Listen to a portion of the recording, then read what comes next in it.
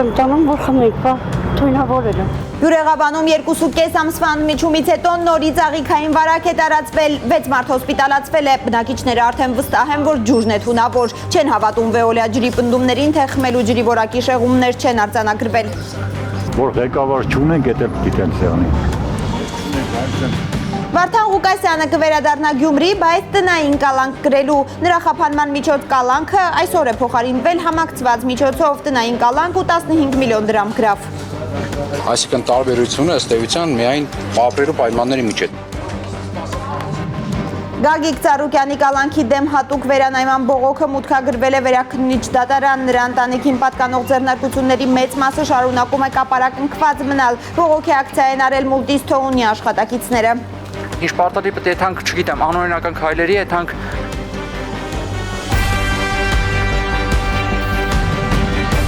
Պուլիսի 17-ի գլխավոր նորությունները կհայտնի Հայլուրը, բարի երեկո սիրելի հայրենակիցներ, եւ այսպես Բյուրեղաբանում 2.5 ամսվա ընդմիջումից հետո նորից աղիքային վարակի դեպքեր են արձանագրվել, 6 մարդ հոսպիտալացվել է։ Նրանք ջերմել են, ցավ են զգացել որովայնի շրջանում։ Նաեւ ապրիլի 22-ի երեկոյան էին Բյուրեղաբանում աղիքային վարակի տասնյակ դեպքեր գրանցվել սրտխառնոցի, փսխման, փորլուծության, ջերմության նշաններով։ Այն ժամանակ հիվանդությունների վերահսկման ու կանխարգելման ազգային կենտրոնը ջրի նմուշառում էր արել ու հայտնաբերել շեղումներ, կոլիֆորմ մանրեներ։ Դրանց հայտնաբերումը ջրում կամ սննդի մեջ ցույց է տալիս, որ դրանք աղտոտվել են կղանքային զանգվածով։ Այս անգամ Վեոլիա ջուրը շտապել է հայտարարել, որ պարբերաբար իրականացնում է խմելու ջրի նմուշառումներ եւ որակի շեղումներ չեն արձանագրվել։ Մարդիկ չեն հավատում հավաստիացումներին, թե ինչու, Լանա Համբարձումյանը կպատմի։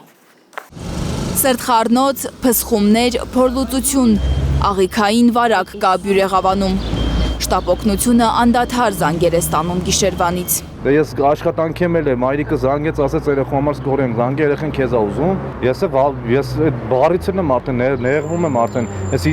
առաջի դեպքը չի, երկրորդը չի։ Զույգ տղաները։ Մեկը թեթև է, լավ էր, ասում էր, ասի քեզի բան պետք է, ասես չէ, բայց այն մեկը ջերմում էր, սրտխառնոց, սիստեմա են կտրոնի տեսնենք էլի։ Բյուրեղաբանի կենտրոնում հավաքվածները հաշվել են։ Վերջին 2 ժամվա ընթացքում այստեղով շտապօգնության 30 ավտոմեքենա է անցել։ Նոր ընթացքում ասում եմ, քանալքի սկորեն տայնա։ Իմ երեքս էլ հիվանդացել, ես էլ հետը։ Սրտխառնոց էր, մեկս վաբշե թուլացել էր։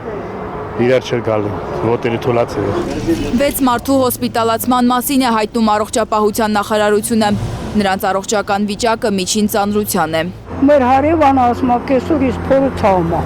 Կարող է ձերքդ դեղ բանինի, ասում չի, իմ ձերքից դեղը որ դա է։ Բյուրեղաբանի պոլիկլինիկայի տնօրենը հայտնում է, որ ավելի քան 30 մարդ աղիքային հիվանդությամբ է վարակվել։ Մեծ մասը երեխաներ են։ 7 տարեկան երեխու համար սկորի կանչելը որն է, հետ էր տալի, ջուր էր հետ տալի երեխան։ Ու մինչև հիմա ոչի բանը չի ուտում այդ երեխան։ Բյուրեղաբանցիները ջուրը խանութից են առնում, համոզված են, որ կոյուղաջրերը էլի խառնվել են խմելու ջրին։ Ասում են, վերջին 2.5 ամսվա ընթացքում երկրորդ անգամ են ջրից թունավորվում։ Ամեն անգամ կրկնվում է, չգիտեմ, դրան վերջ կլինի։ Ոչ մի ջուրը չեմ ուծելու։ Երիք է էլի ժողովուրդ ջան, հորս արև ասենք մի հատ խելացի թո մոտենան։ Մարդիկ գալիս են մասկերքով, չգիտեմ ինչով գալիս են, ստուգում են, իսկ մենք դա խմում ենք։ Այսինքն կրանտից ծորակը բացում ենք, մենք խմում ենք, իսկ գալիս են լաբորատորիայից, այնց են փակում, ոնց որ եսի ուր են գալի։ Խմելու ջրի հետազոտություններ է անում Բյուրեղաբանում Վեոլիա ջուրը։ Ընկերությունը հերքում է, թե թունավորման դեպքերը կապ ունեն խմելու ջրի հետ։ Կատարված հետազոտությունների արդյունքներով խմելու ջրի որակի շեղումներ չեն արձանագրվել։ Հորդորում ենք բնակիչներին հետևել բացառապես պետական իրավասու մարմինների պաշտոնական հաղորդագրություններին, չճշտված տեղեկությունների տարածումից եւ անհարկի անհանգստությունից խուսափելու համար։ Իրանց որ հարցնես կասեն խմեք, լավ է։ Մենա, Հեսա կասեն ջրի ինվալիդ մարդ, ջուրը տանի խմի։ Ասենք Վիոլան ունես չի, որ իր պարտականություններն ու նորմալ անում է։ Գրաֆիկով մեզ պետք է 12 ժամ ջուր տա, մեզ 12 ժամ ջուր չի տալի։ Որ ղեկավար չունենք, դա պիտի սեղանի։ Ախպեր ցավը տանեմ, տարենյան քանի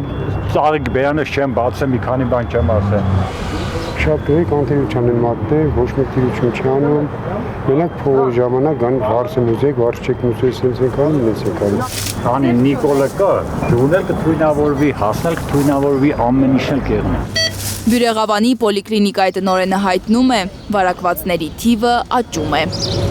Լանա Համբարձումյան, Միլենա Պողոսյան, Արմեն Ապրեսյան, Հայլուր։ Շարունակենք Գյումրիի քաղաքապետ Վարդան Ղուկասյանը կվերադառնա Գյումրի, բայց տնային կալանք գրելու։ Նրա խափանման միջոց կալանքը այսօր է փոխարինվել համակցված միջոցով տնային կալանք ու 15 միլիոն դրամ գրավ հրապարակային խոսքի սահմանափակումներով։ Ինչպես գիտեք, Ղուկասյանին առաջադրված է մի քանի մեղադրանք կաշառք, ինքնիշխանությունից հրաժարվելուն ուղղված հրապարակային կոչ, դատական նիստի ժամանակ հնչեցրած հայհոյանքներ։ Նա չի ընդունում մեղադրանքները եւ վստահ է, որ քաղաքական հետապնդման զոհ է դարձել։ Դատական այսօրվա նիստի մասին կպատմի Էդգար Ղուշյանը։ Դատան արձանագրում է, որ մեղադրել նկատմամբ կիրառված խափանմիջոց կալանքը ենթակա է փոփոխման։ 9 ամսվա բանտարկությունից հետո Գյումրիի քաղաքապետ Վարդան Ղուկասյանի խափանման միջոցը դատարանը փոխում է տնային կալանքով համակցված 15 միլիոն դրամ գրավով։ Ղուկասյանին դատարանն արգելում է տնային կալանքում հյուրեր ընդունել, հրապարակային ելույթներ ունենալ, օգտվել կապի միջոցներից։ Այսինքն տարբերությունը ըստ էության միայն ապրելու պայմանների միջից է։ Այն ժամանակ հրակատարական հիմնարկում էր, հիմա կլինի տանը առավել խիստ սահմանափակումներ։ Մեղադրողները դատարանին միջնորդել էին Գյումրիի քաղաքապետի կալանքը երկարաձգել եւս 3 ամսով։ Հիմնավորմամբ թե ռիսկ կա, որ Ղուկասյանը ազատության մեջ կարող է քրեական գործի ապացուցման գործընթացին խոչընդոտել։ Դատախազը հիշեցնում է, Ղուկասյանի նկատմամբ եւս մեկ քրեական գործ է հարուցվել կալանավայրում եղած ժամանակ։ Ուստի մեղադրանքի կողմը չի կարող այս հանգամանքը եւս անտեսել եւ առնվազն ողջամիտ ենթադրության տեսանկյունից հաշվի չառնել։ Գյումրիի քաղաքապետի պաշտպանները համոզված են, որ իրենց պաշտպանյալին անազատության մեջ պահելու հիմքերը վերացել են։ Բացի այդ, առողջական խնդիրներով պայմանավորված վաղուց պետք է ազատ արձակվեր Ղուկասյանը։ Կա անապահ իրավիճան կային, ճողվածքի հետ կապված, որը տեսանելի է նույնիսկ անձեն աշխով եւ խնդրել եմ որպեսզի օրենքով սահմանված կարգով սեր ժամկետում կազմակերպեն համապատասխան իրավատությունը վարդան։ Ինքը Վարդան Ղուկասյանը դատարանում հայտարարում է, հայրենի քաղաքում իրեն վստահել եւ վստահում են արած աշխատանքների համար եւ պատահական չէ, որ ընտրությունների ժամանակ ամենաշատ քվեներն իրեն են տվել գյումրեցիները։ Ովքեր որ իմ նկատմամբ չար են տրամադրված, թող Աստված իրանց նորողամտությամբ նայի եւ արժանացնե իմացություն տա եւ արժանացնե իրոց աճակողմյան տասին։ Ես որպես հավատացյալ մարդ այդքան բան եմ ասում, մնացածն է ձեր խրջով ոնց գիտեք այդպես արեք։ Շնորհակալություն։ Դատական հաջորդ նիստը օգոստոսի 7-ին կլինի։ Էդգար Ղուշյան, Արաքել Օհանյան եւ Էլեն Յահինյան, Հայլուր։ Գագիկ Ծառուկյանի կալանքի դեմ հատուկ վերանայման բողոքը մուտքադրվել է վերաքննիչ դատարան, փաստաբան Էմին Խաչատրյանն է հայտնել տեղեկությունը։ 10 օր առաջ է 2 ամսով կալանավորվել ԲՀԿ առաջնորդը, երբ նրա առանձնատանը եւ ընտանիքին պատկանող 70-ից ավելի ընկերություններում միաժամանակ խուզարկություններ են իրականացվել։ Այդ խուզարկություններից հետո ձեռնարկությունների մեծ մասը կապարակնքված է մնում։ Այսօր նորից բողոքի ակցիայի են դուրս եկել Մուլտիստոունի աշխատակիցները։ Աննա Գյուլնազարյանը կպատնի։ Մուլտիստոուն գործարանի մոտ 80 աշխատակից անելանելի վիճակում է։ Շուտով տանվարձ պետք է տան կոմունալները վճարեն, բայց այս ամսվա աշխատավարձը դեռ չեն ստացել։ Գործարանի շնորհիվ ես 18 թվից վարձը ոչ մի օր չեմ ուշացրել, իմ մոմունալներ ամեն ինչը ժամանակին մուծել են, վարկերը բանը։ Մենք ուրիշ բան չենք պահանջում։ Հիմա եկավ կոմունալները մուծելու վախտնա, վարձով էլ ապրում եմ։ Հեսա տանտիրոջ ես ինչ պետք է պատասխանեմ։ Չեն կարող ապրենք։ Այսքան ժողովուրդը միշտ լծված է, չգիտեմ որ արդեն չգիտի ինչ անեն։ Հիպոթեկով տուն են վերցնում, մեկը նորացին երեխա ունի, մեկը չգիտեմ 1000 մի հարց ունի, վարկ ունի, պարտք ունի, վարձով եմ ննում։ Անելանելի վիճակ է, հարցին լուծում է, չէ՞ պետք դեռ։ Վարձով ապրող մարդիկ են կեսի շատը, զանգել են ասում են եթե վարձը չփոխանցիր, կարաս արդեն տունը ազատես, ես ուրիշ մարդ բերեմ արդեն նստի։ Եմ մարդուն ինչքան բացատրես, 11-րդ օրնա գնեմ գարսեք, ու փագած է զավոդը։ Արդեն 10 օրից ավելի է կապարակնքված են քարամշակման գործարանի դռները, իսկ աշխատակիցների տասնյակ հարցեր դեռ անպատասխան են, երբ են նորից աշխատանքի անցնելու, ով է իրենց աշխատավարձ տալու, սթրեսի մեջ են։ Մեր հետ կանգնած տղա, չգիտեմ որ նայեք, այն մնացած բան եթերներով որ ուղի եթերներով որ նայեք, հետներս կանգնած արուն, հիմա ստենդ են դնում։ Իրա որտեղ այնքան տղեն բանակից եկել է 3 առաջ օրը չի կարող ոչի բան անի։ Եթե կոնկրետ ասեն, որ օրինակ աշխատանքը չի լինելու, դա էլ չեն ասում։ Եթե ասեն գոնե մենք իմանանք ինչ անենք։ Ում դիմել ենք, սաղել մեկը մեկի վրա են գցում պատասխանը։ Դատախազություն, կառավարություն, ուր ասես, որ չեն դիմել այս մարդիկ իրենց աշխատանքը վերականգնելու համար։ Ասում են այս օրերի ընթացքում դեռ ոչ մի պաշտոնյա իրենց չի հանդիպել։ Այսօր էլ քննչական կոմիտեից նրանց չեն ընդունել, պատճառաբանելով, թե ընդմիջման ժամ է։ Գործը քննող քննիչն էլ տեղում չէ։ Գիտենք, այս հարցը արդեն որ քաղաքական է, մենք քաղաքականության մեջ չենք խառնում, մեզ պետք է մեր գործարանը բացվի։ Գործարանի աշխատակիցները համոզված են, իրենք հերթական քաղաքական խնդրի զոհն են դարձել։ Հիշեցնում են, գործարանի դռները կապարակնքելուց մոտ 10 օր առաջ էին իրավապահները եկել ստուգել գործարանը։ Ոչ մի խնդրահարույց բան չէին հայտնաբերել։ Բան են մանգալի, բայց ոչ մի բան չեն ճարում։ Միջև գործարանի կապարակնքվելը ստուգումներ գնացել է Պեկի կողմից եկել, մտել են Պեկի աշխատողներն են եղել, ԱԱԾ-ի աշխատողներ եղել, ոստիկանության աշխատողներ եղել, ստուգումները գնացել է, եթե ինչ-որ խնդիր կար, կարող են հենց այդ նույն րոպեին կամ հաջորդ օրը կանխեն գործարանի աշխատանքը, բայց ոչ մի խնդիր չի եղել։ Գործարանի աշխատակիցները պատրաստ են կտրուկ քայլերի, չեն ուզում, որ դրանց անհրաժեշտությունը լինի, պահանջում են հանդիպում Նիկոլ Փաշինյանի հետ։ Մեկը ասում է զիլս կբարձեմ, կբերեմ, կկանգնեմ, սամասվալ կանեմ ճամփի մեջտեղը։ Մեկը ասում է այս մեկը կան։ Հիմա որ ամեն ինչը չհասնի դրան, խաղաղ եղանակով չեն կարող այս հարցին լուծում տանք։ Պարտադիր պետք է եթանք, չգիտեմ, անօրինական քայլերի եթանք գողություն անենք կամ ինչ-որ բան անենք մեր տունը պահենք։ Այսօրվա դրությամբ ամբողջ աշխարհում տենց է, սոված մարդը ամեն ինչի էլ պատրաստ է, ամեն ինչի։ Ուղղակի չենք ուզում էլ, որ ասում է անօրինական քայլերի գնանք։ Խնդրենք երկրի ղեկավարությանը մեզ մի հատ մեր ձայնը լսի։ Անգործ մնացած այս մարդիկ հստակ պահանջ ունեն Նիկոլ Փաշինյանից, ժամ առաջ ազատ արձակել Գագիկ Ծառուկյանին, բացել գործարանը, հարյուրավոր ընտանիքների զերծ պահել ֆինանսական լուրջ խնդիրներից։ Բանվորի խնդիրները կարող է լուծել ձեռնարկության այս մուլտիգրուպի ղեկավարը, մեր ղեկավարը պարոն Ծառուկյանը։ Պետության ղեկավարությունից պահանջում ենք նրան շուտ ազատել։ Աննա Գյուլնազարյան, Հենրիկ Համազասպյան, Արմեն Ապրեսյան, Հայլուր։ Ինչու է Փաշինյանը քաղաքական ռեպրեսիաներ սկսել այն քաղաքական գործիչների նկատմամբ, որոնք նախընտրական շրջանում խոսում էին հայ-ռուսական հարաբերությունները ամրապնդելու անհրաժեշտության մասին։ Փորձագետների համոզման պատճառը պատմական երկընտրանքն է, որի առաջ է Երևանը։ Եվրամիություն թե Եվրասիական տնտեսական միություն Մոսկվան ստիպում է ընտրել։ Արդեն հայտնի է, որ այդ ընտրությունը դեկտեմբերին ԵԱՏՄ գագաթնաժողովի օրակարգում է լինելու, մինչև դա Փաշինյանը փորձելու է անհրաժեշտ խաղաթղթեր հավաքել։ Կհաջողվի դա նրան, փորձել է հասկանալ Կարինե Մանգասարյանը։ Շուրջ 6 ամիս ունի Նիկոլ Փաշինյանը ԵԱՏՄ-ի ու ԵՄ-ի միջև կողմնորոշվելու համար։ Դեկտեմբերին ԵԱՏՄ գագաթնաժողովի օրակարգում առանցքայինը Հայաստանի ճակատագրի հարցն է լինելու։ Երկու աթոռին նստած մնալու քաղաքական վարկագիծը չի ներվում եւ ընդհանրապես հստակ դիրքորոշում են տրվել, որ պետք է կողմնորոշվեք։ Մայիսի 29-ին Ղազախստանում այդ երկրի, նաև Բելարուսի, Ղրղստանի եւ Ռուսաստանի նախագահները հայտարարել էին Հայաստանը լավ կանի սեղմ ժամկետներում հանրաքվե անցկացնի, բարձելու ուզում է մնալ ԵԱՏՄ-ում, թե գնալ Եվրամիություն։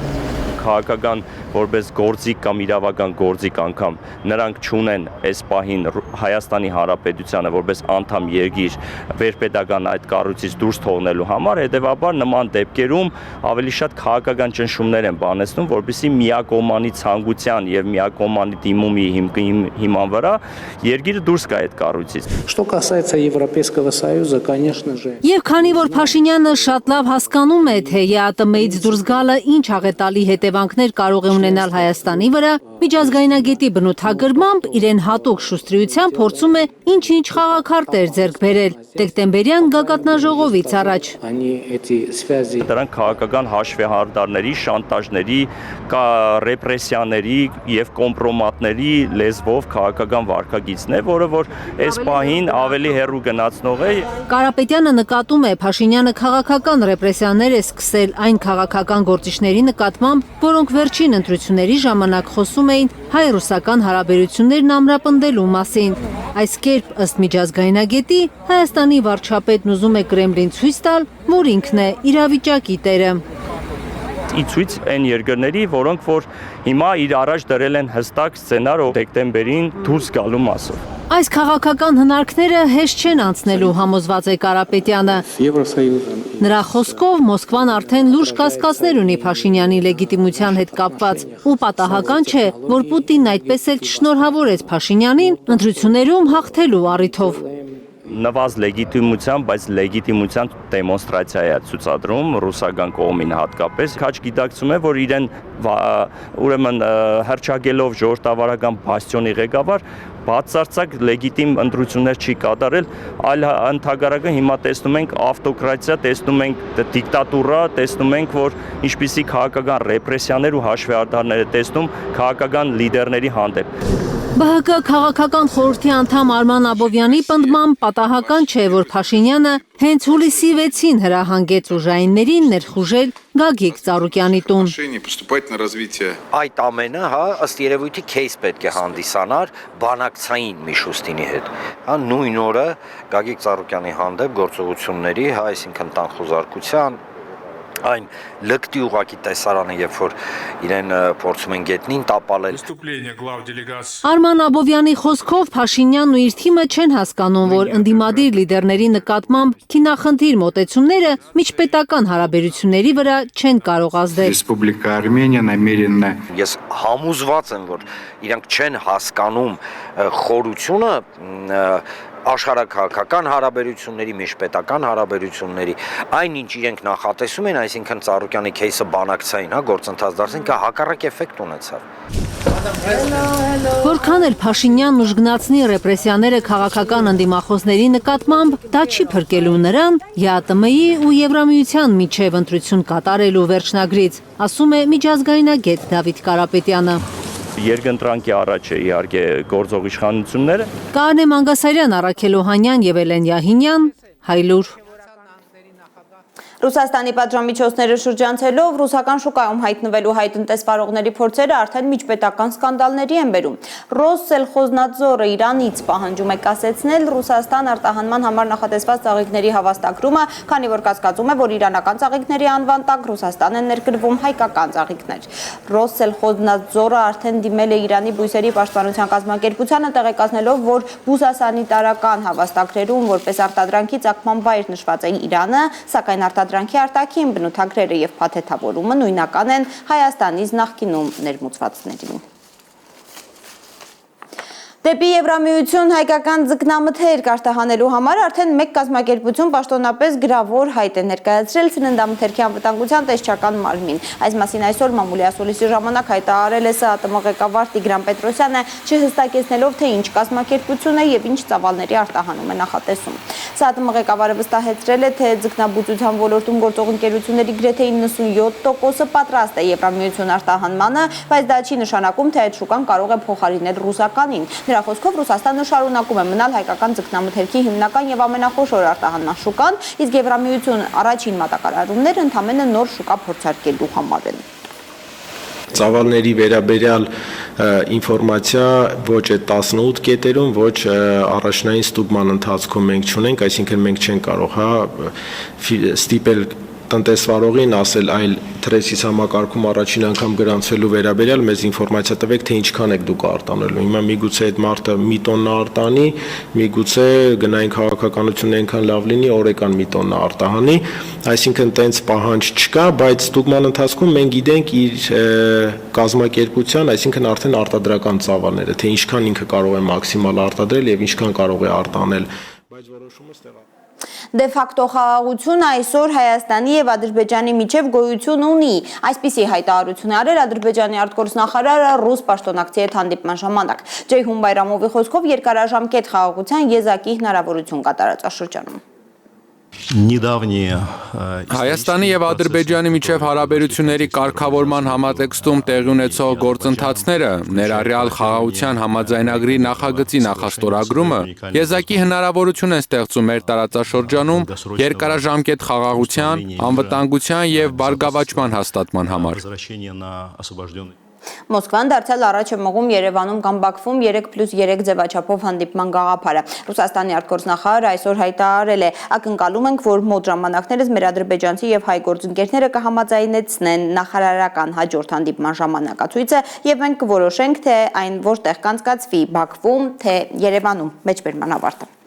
Անցնենք առաջ Արցախի համար վերջին մարտում ընկած Գոր Ղուկասյանի մայրը երկվորյակ թղաներ է լույս աշխարհ բերել։ Ինչ է ապրում 21-ամյա որդու կորստից հետո նորից մայրացած կինը, կպատմի Լիլիթ Գասպարյանը։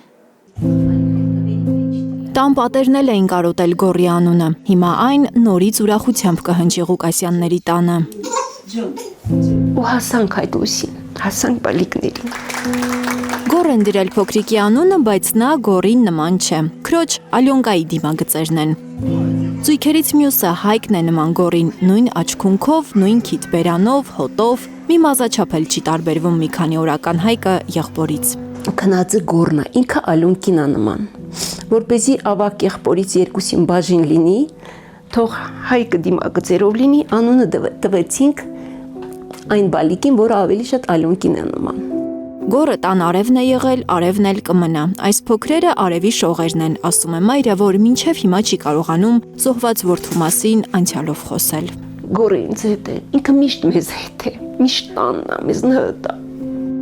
44 օրյա պատերազմի ժամանակ Գոռը ժամկետային զինծառայող է եղել, բարով-խերով վերադարձել է տուն, բայց 2023-ի սեպտեմբերին, երբ սկսվել է Արցախյան 3-րդ կռիվը, ոչ ոք չի կարողացել հետ պահել Գոռին։ Նա այդ ժամանակ ազգային անվտանգության ծառայության ենթասպա էր։ Պատերազմը ավարտելուց հետո տուն եկավ,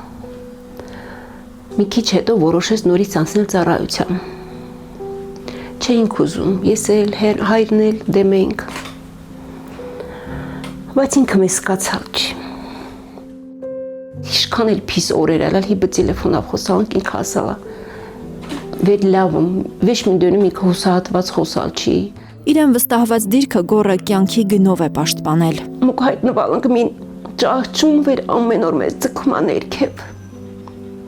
Ու այդ ճահճից դուրս գալու հնարավոր չի։ Այդ ճահճից Նարինեին ու Մհերին քիչ-քիչ դուրս են բերում նորածին տղաները։ Երևի բառարանում տես բառ չկա, որ կարելի է խոսքի հետի արտահայտված ասած խոսքի տես ինձ մի հատ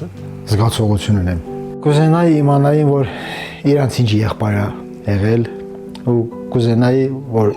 իրանք էլ այդ նույն ձև նմանվեին իրան։ 21-ամյա որդու կորստից հետո նորից մայրանալ չափազանց դժվար որոշում էր, ասում է Նարինեն, բայց այդ որոշման ծանրությունը թեթևացնում են մարդիկ, լավ մարդիկ։ Հայորդի բարեգործական հիմնադրամը զոհված Գոռի ծնողների կողքին է եղել այս որոշման սկզբից մինչև վերջ։ Ճիշտն ասած, ոչ մեկից ոչինչ չէի սպասում։ Մենք փորձում ենք մեր ուժերով տեղավորվել, բայց հայ որդին շատ առատաձեռն էր մեր բալիկների հանդեպ։ Ընդհանրապես մեր երախտագիտությունն ենք ցույց տվել հերոսածին ծնողներին, ասում է հիմնադրամի տնօրեն Վաչե Վարդանյանն ու հայտարարում նոր ծրագրի մասին, որով աջակցելու են բոլոր որդեկորույս ծնողներին, որոնք կորոշեն նորից մայրանալ։ Որոշում կայացնելու փուլից սկսած մինչև ծննդաբերություն եւ հետծննդաբերական ողջ փուլի ընթացքում մենք կլինենք ընտանիքների կողքին, որը իրենից ենթադրում է բուժման համար անհրաժեշտ դեղորայք, հետազոտություններ, երեխայի խնամքի համար անհրաժեշտ պարագաներ, կահույք, հագուստ։ Հայորդին իր ուսերին կվերցնի շատ հոգսեր, որ ծնողները, որքան հնարավոր է, շատ վայելեն փոքրիկների հետ ամեն վայրկյանը։ Լիլիթ Գասպարյան, Տիգրան Գասպարյան, Հարություն Մաթևոսյան, Հայլուր։ Սիրելի հայրենակիցներ, այժմ համառոտ այն մասին, թե ինչ ունենք թողարկման երկրորդ մասում։ Կենսական նշանակության ենթակառուցվածքներ են շարքից հանել ամերիկյան ուժերը Իրանի հարավում, ավելի խորացնելով ճգնաժամը Մերձավոր Արևելքում։ Թրամփը գովում է իր զինուժը ու չի պատրաստվում դադարեցնել կրակը։ Մենք ունենք աշխարհի ամենաուժեղ եւ հզոր բանակը։ Ռուսաստանն ու Ուկրաինան զոհված զինծառայողների մարմիններ են փոխանակել Բելարուսի տարածքում։ Մոսկվան Կիևին է հանձնել 501 զոհված զինծառայողի մարմին, զոհված 31 ռուս զինվորների դիմաց։ Եվ մահին, սովին ու պատերազմին ամեն օր հաղթող մարդիկ Գազայի կիսավեր շենքի պատին Պաղեստինի հերոսն է։ Բժիշկ Հուսամ Աբու Սաֆյան մնացել է Գազայի հյուսիսում իր հիվանդների կողքին ու հիմա Իսրայելի բանտում է։ Նրան կալանավորել են առանց մեղադրանքի եւ փոշտանգել, չնայած որևէ հանցանք չի գործել։ Եվ այսպես Միացյալ Նահանգները թիրախավորել է Իրանի կամուրջները։ Ի պատասխան Իսլամական հեղափոխության պահապանների կորպուսը բացի Պարսից ծոցի բազաներից հարվածել է նաև Սիրիայի Ալ-Թանֆ շրջանում ամերիկյան հատուկ գործողությունների կառավարման կենտրոնին։ Ոչնչացվել է ռադիոտեղորոշիչ համակարգ եւ մի քանի ուղղաթիռ։ Ըստ իրանական աղբյուրների վնասվել է նաև Ֆախդ թագավորի անվան կամուրջը, որը Սաուդյան Արաբիան Բահրեյնին կապող միակ ցանապային ճանապարհն է։ Կայանե Մովսիսյանն է հետևում զարգացումներին։ Զանգվածային հարձակման է ենթարկվել Իրանի հարավը։ Կենսական նշանակության ենթակառուցվածքներ են շարքից անել ամերիկյան ուժերը, ավելի խորացնելով ճգնաժամը Մերձավոր Արևելքում։ Վերջին 24 ժամում 5 կամուրջ է Միացյալ Նահանգները ոչնչացրել Բանդար Աբաս նավահանգստում։ Ամերիկացիները վերացրել են Շիրազ Բանդար Աբաս երթուղու Քահուրեստան եւ Խամիր Բանդար Աբաս երթուղու Գարիվե կամուրջները։ 7 մարդ է զոհվել, 9 վիրավորվել։ Հարվածի տակ է հայտնվել նաև Բանդար Աբասի երկաթուղային կայարանը, որտեղ եւս 2 մարդ է տուժել։ Լուսադեմից փակ է Բանդար Աբաս Խամիր լարճանապարհը։ Իրանական լրատվամիջոցները գրում են, որ դրա պատճառով մասամբ մեկուսացել է նավահանգստային Բանդար Աբաս քաղաքը։ Բեռնատարները չեն կարողանում ապրանքը տեղափոխել։ Ռազմական գործողությունները շարունակվելու են, հպարտությամբ հայտարարել է Դոնալդ Թրամփը։ Մենք ունենք աշխարհի ամենաուժեղ եւ հզոր բանակը։ Ես այն ստեղծել եմ իմ առաջին ժամկետի ընթացքում եւ ցավոք հիմա մենք ստիպված ենք օգտագործել այն։ Մենք հաղթել ենք Վենեսուելայում, որն այժմ մեծ հետ համագործակցում է միլիոնավոր բարել նավթ արդյունահանելու հարցում։ Մենք նաեւ մեծ առաջընթաց ենք գրանցում Իրանում եւ դուք շատ շուտով կտեսնեք այդ աշխատանքի պտուղները։ Ամերիկացիները մեկ շաբաթում 3-րդ հարվածով ոչնչացրել են Իրանի Չաբահար քաղաքի նավահանգստի հսկիչ աշտարակը։ Չաբահարը Իրանի ռազմավարական դարպասը դեպի Օմանիցով մեծ նշանակություն ունի Հնդկաստանի, Աֆղանստանի եւ Կենտրոնական Ասիայի հետ կապի համար։ Մասնագետները կարծում են, հարձակման հետևանքով կարող է խաթարվել նավարկությունը։ Որպես պատասխան, Իսլամական հեղափոխության պահապանների կորպուսը հարվածել է Պարսից ծոցի ամերիկյան բազաներին, օդ է հանել Սիրիայի Ալ-Թանֆ շրջանում ամերիկյան հատուկ գործողությունների կառավարման կենտրոնը։ Ռադիոտեղորոշիչ համակարգ եւ մի քանի ուղղաթիռ են ոչնչացրել։ Այս կադրերը Քուվեյթից են, ամերիկյան բազաներին են հարվածում իրանցիները։ Իրանական աղբյուրները տեղեկություն ունեն, որ վնասվել է նաև Ֆահ թագավորի անվան կամուրջը, որը Սաուդյան Արաբիան Բահրեյնին կապող միակ ցամաքային ճանապարհն է։ Գաներ Մովսիսյան, Հարություն Մաթևոսյան, Հայլուր։ Չինաստանը հերքում է Միացյալ Նահանգների ընտրություններին միջամտելու Դոնալդ Թրամփի մեղադրանքները։ Վաշինգտոնում Չինաստանի դիվանագիտական ներկայացուցչությունը հայտարարել է, որ Միացյալ Նահանգներում ընտրական գործընթացները երկրի ներքին գործն են։ Ավելի վաղ Միացյալ Նահանգների նախագահը հայտարարել էր, թե Ռուսաստանը, Չինաստանը, Իրանը եւ Հյուսիսային Կորեան հնարավորություն ունեն ազդելու Միացյալ Նահանգների ընտրությունների վրա եւ հանձնարարել էր գաղտնազերծել ամերիկյան ընտրությունների նոտարերկրյա միջամտությունը ապացուցող փաստաթղթերը։ Նա նաև պնդել էր, որ Պեկինը 2020-ին, երբ Թրամփը պարտվել էր Բայդենին, անօրինական հասանելիություն էր ստացել Միացյալ Նահանգների ընտրողների տվյալներին։ Շատ փորձագետների կարծիքով այս կերպ Միացյալ Նահանգների նախագահը փորձում է շեղել հանրության ուշադրությունը Իրանի դեմ պատերազմում անհաջողություններից եւ հող նախապատրաստել Կոնգրեսի նոյեմբերին նախատեսված ընտրությունների արդյունքները կասկածի տակ առնելու համար։ Չինաստանը ապօրինի ձեռք է բերել 220 միլիոն ամերիկացի ընտրողների տվյալներ, անուններ, հասցեներ, հեռախոսահամարներ, քաղաքական կուսակցության նախասիրություններ, որոնք անհրաժեշտ կլինեին գրանցվելու, քվեարկելու եւ այլ չարագործությունների համար։ Այս տվյալների կորուստը վկայում է ընտրությունների անվտանգության աննախադեպ մղձավանջի մասին։ Ռուսական ուժերը գիշերը հրթիռային հարվածներ են հասցրել Օդեսային, զոհվել է 2 մարդ եւս 10, այդ թվում 2 երեխա վիրավորվել են։ Ըստ տեղի իշխանության զոհերից մեկը կին է, նա հարձակման պահին երեխաների հետ զբոսնելիս է եղել այգում։ Ռուսաստանի պաշտպանության նախարարությունը հայտարարել է, որ բանակը հարվածել է Օդեսայի նավահանգստին, խոցելով վառելիքի եւ 27-երի բեռնաթափման համար օգտագործվող ենթակառուցվածքներ, ԱԹՍ-ների արտադրության 2 արտադրամաս ու զինամթերքի պահեստ։ Օդեսայի մարզի Չեռնոմորսկ նավահանգստում խոցվել են նավակներ եւ վառելիքակսուկային նյութերի պահեստ։ Ռուսաստանը եւ Ուկրաինան զոհված զինծառայողների մարմիններ են փոխանակել Բելարուսի տարածքում։ Մոսկվան Կիևին է հանձնել 501 զոհված զինծառայողի մարմին, զոհված 31 ռուս զինվորների դիմաց։ Նախորդ փոխանակումը տեղի էր ունեցել անցած ամիս, երբ Ռուսաստանը Ուկրաինային էր վերադարձրել 522 աջուն, Ուկրաինան 33-ը։ Հունիսին կողմերը Արաբական Միացյալ Էմիրությունների միջնորդությամբ նաեւ գերիների էին փոխանակել 160-ը 160-ի դիմաց։ Մահվան, սովին ու պատերազմին ամեն օր հաղթող մարդիկ են մեր հաջորդ ռեպորտաժի հերոսները։ Գազայի կիսավեր շենքերից մեկի պատին Պաղեստինի հերոսին են պատկերել։ Բժիշկ Հուսամ Աբու Սաֆյան մնացել է Գազայի հյուսիսում, իր հիվանդների կողքին ու հիմա Իսրայելի բանտում է։ Նկարիչ Աբի Ալ-Քարշալին Հուսամ Աբու Սաֆյային է նկարում կիսավեր շենքի պատին։ Պաղեստինի հերոս, այսպես է անվանել որմնանկարը։ Բժիշկ Հուսամ Աբուսաֆյան վտանգելով իր կյանքը մնացել է Գազայի հյուսիսում իր հիվանդների կողքին։ Երբ սկսում էի այս որմնանկարը, օդային հարվածները սկսվեցին մոտակայքում։ Թեթև վնասվածք ստացա, բայց ես վերադարձել եմ, որ ավարտեմ։ Գազայի Կամալ Ադվան հիվանդանոցի տնօրեն Աբուսաֆյան ձերբակալվել է 2 տարի առաջ հիվանդանոցում իսրայելցի զինվորների խուզարկության ժամանակ։ Առանց մեղադրանքի կալանավորված բժշկից նրա բուժառուները լուր չունեն։ Տարբեր աղբյուրներից լսել են, որ նա իսրայելական բանտերում խոշտանգումների է ենթարկվում։ Իսրայելական լրատվականները հայտնել են, որ Հուսամ Աբուսաֆյան մասնակցել է Թել Ավիվի դեմ ռազմական գործողություններին։ Հուսամ Աբուսաֆյան Պաղեստինի հերոս է, նա վտանգել է իր կյանքը եւ հրաժարվել է լքել իր հիվանդներին։ Նրան կալանավորել են առանց մեղադրանքի եւ խոշտանգել, չնայած որևէ հանցանք չի գործել։ ՄԱԿ-ը մի քանի անգամ կոչ է արել, որ բանտարկված բժիշկն ազատ արձակվի։ The Guardian-ի վերջին տվյալով առնվազն 160 պաղեստինցի բուժաշխատող դեռ իսրայելական բանտերում է, անմարդկային պայմաններում։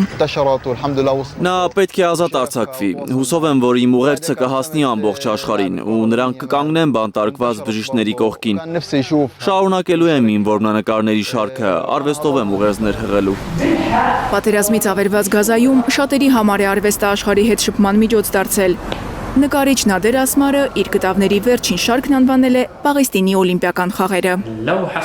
Մենք ավելի բարդ մարտահրավերներ ենք հաղթահարում Գազայում։ Եթե օլիմպիական խաղերը 4 տարին մեկ անգամ են լինում, մենք ամեն օր ենք դժվարությունների միջով անցնում։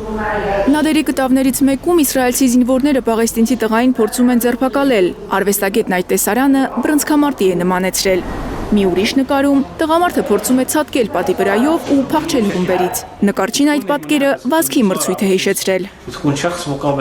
Ըմշամարտում, բռնցքամարտում, մրցակցությունը 2 նույն քաշային կարգի մարզիկների միջև է լինում, արդարության եւ հավասարության համար։ Գազայում դու տարբեր քաշային կատեգորիայի զինվորների մեծ խմբերի հետ ես մարտի դուրս գալիս։ Պաղեստինցի նկարիչը երազում է, որ մի օր իր կտավները հասնեն միջազգային հարթակներ, որպեսզի աշխարհում ավելի շատ մարդ տեսնի, թե ինչ է նշանակում անզեն ու անպաշտպան մնալ պատերազմի, սովի եւ տեղահանության առաջ։ Մարիամ Ամերջանյան, Արմեն Ապրեսյան, Հայլուր։ Կիբերանվտանգության կրթական ծրագրի առաջին խմբի դպրոցականներն են ավարտել կուրսը։ ՅՈՒՔՕՄ-ի աջակցությամբ կազմակերպված դասերի նպատակն է դպրոցից կիբեր հարձակումներից պաշտպանված սերունդ մեծացնելը։ Թվային աշխարհում կիբերհարձակումների թիրախում չհայտնվելու համար պետք է պատրաստել նախ դպրոցականներին։ ՅՈՒՔՕՄ-ի աջակցությամբ Microsoft Ինովացիոն կենտրոն Հայաստանի կողմից իրականացվող կիբերանվտանգության կրթական ծրագիր դպրոցականների համար նախաձեռնության առաջին խմբի մասնակիցները իրենց ավարտական վկայականներն են ստանում։ Ես փոքր ժամանակվանից ունեի հետաքրքրություն թե համակարգիչների, թե կիբերանվտանգության, որոշեցի գամ, որպեսզի ծանոթանամ նոր մարդկանց հետ, ձեռք բերեմ նոր գիտելիքներ եւ իրականում իմ մոտ դա հաջողվեց, դասընթացը լրիվ ապահովեց դա։ 14-ից 17 տարեկան պատանիները դասընթացին սովորել են ինչպես անել, որ չգողանան իրենց գաղտնաբառերը, անվտանգ լինեն անձնական տվյալները։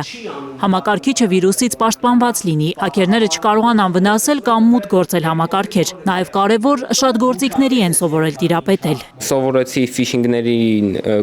ճիշտ դիմակայել, բոլոր նամակներին չպատասխանել։ Հետո ճիշտն ասած շատ հիմունքներ չունեի կիբերանվտանգության, այս դասընթացը ինձ կիբերանվտանգության հիմունքները տվեց, նաև սովորեցի շատ կայքեր, որոնցով նույնիսկ սկսնակները կարող են վարություններ անել ու կատարելագործել իրենց գիտելիքները։